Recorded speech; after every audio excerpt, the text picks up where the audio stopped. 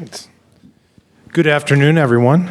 On behalf of the PGA of America and Ryder Cup Europe, I'd like to welcome everyone joining us remotely and those of here with us on site at Whistling Straits to the 43rd Ryder Cup here in Wisconsin. We are very pleased to be joined by our two esteemed captains.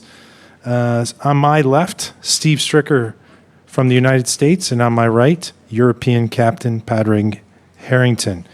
Gentlemen, both of you, thanks so much for not only being with us today, but all week. We understand it's a busy time, and we're grateful for all of your thoughts and insights.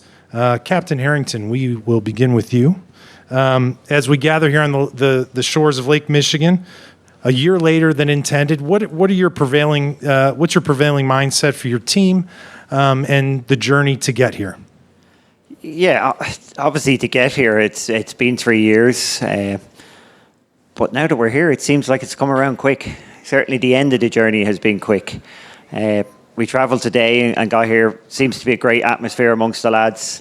Very happy with the work that the European Tour has done behind the scenes. Getting our team room was brilliant back at the hotel, and here as well. We've changed. We've really moved a lot around in the Champions locker room. We're just very comfortable. It looks great. So they've done a great job with that. I couldn't be happier. We're ready to go. We've got a few videos that they've made. So the guys will see that this evening, start seeing some of those. So really, we're in a position that we're ready at this stage. Obviously, there's going to be plenty of unknowns during the week, but at this stage, we have prepared for everything and ready to go. Captain Stricker, this is a home Ryder Cup for the first time in 5 years for the United States, but it's quite literally a home Ryder Cup for you, being a native of Wisconsin. How excited are you to showcase your home state and have it be the backdrop for the greatest event in golf? Yeah, very excited. Very proud and humbled to be here representing Team USA. Welcome, Padraig, to Wisconsin.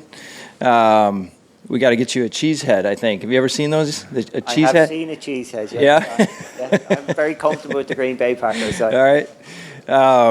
No, seriously, though, it's been a long time coming. The fans are chomping at the bit to get out here, I'm sure. Wisconsin fans love sporting events, and you know, golf is a big part of Wisconsin as well. You know, we're at the home of basically Herb Kohler and his family, and the family that really got golf put on the map here in Wisconsin. So it's we're showcasing everything right here in our great state. So they're looking forward to it, and we can't wait to get the ball rolling on Friday.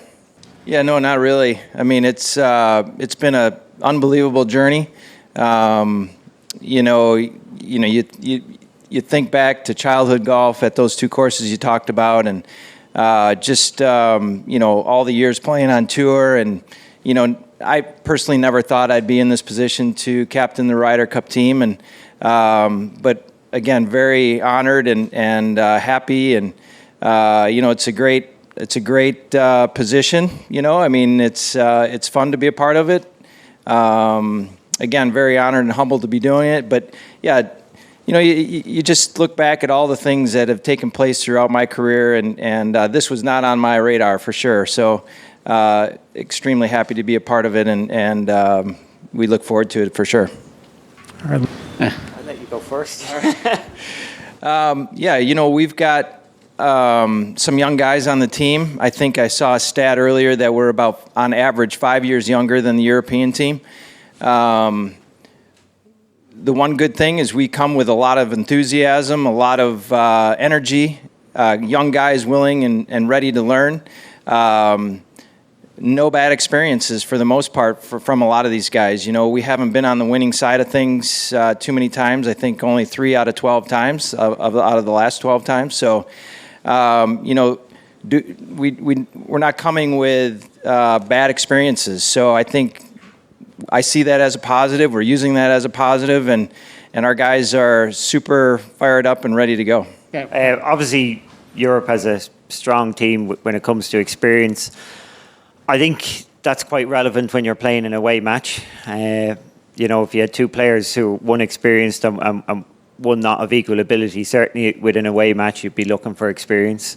So yeah, I'm very comfortable that my team is that experienced. It will be interesting, as I said, at the end of the week.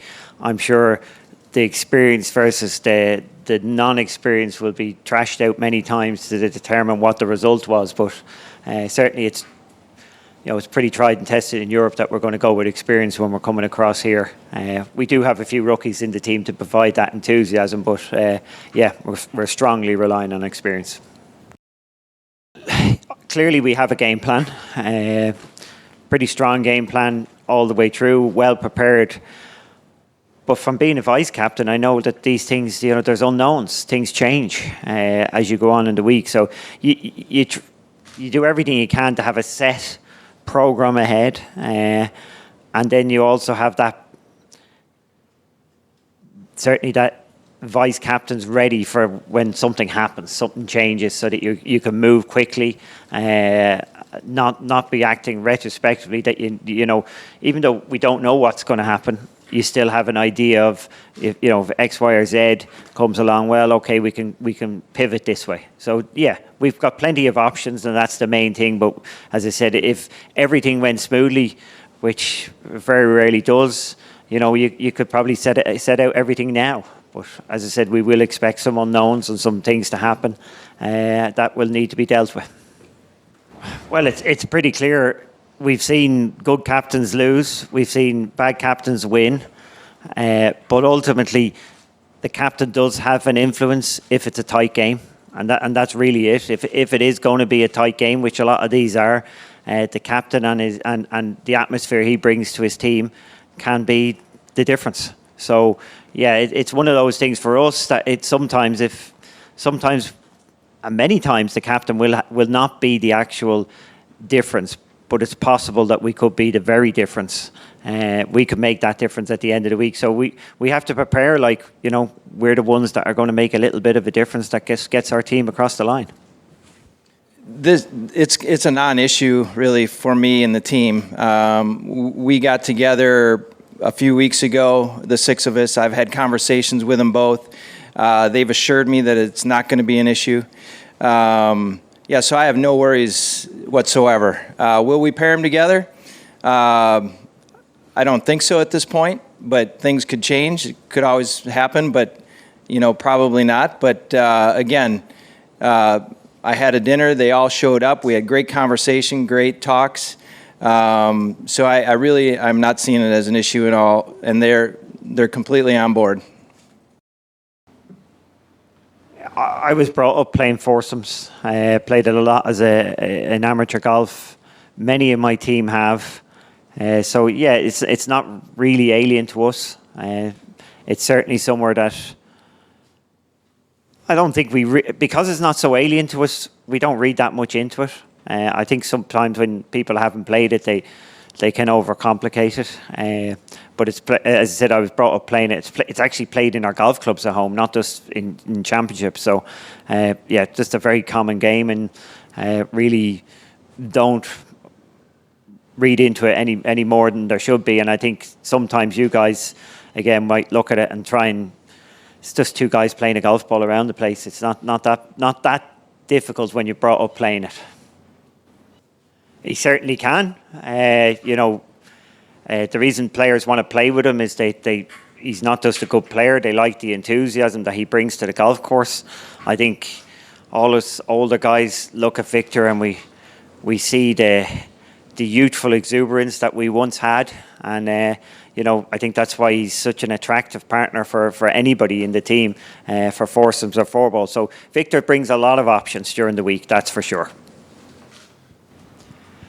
Clearly, these are the best caddies in the world. Why would we be telling them what to do? They know their job.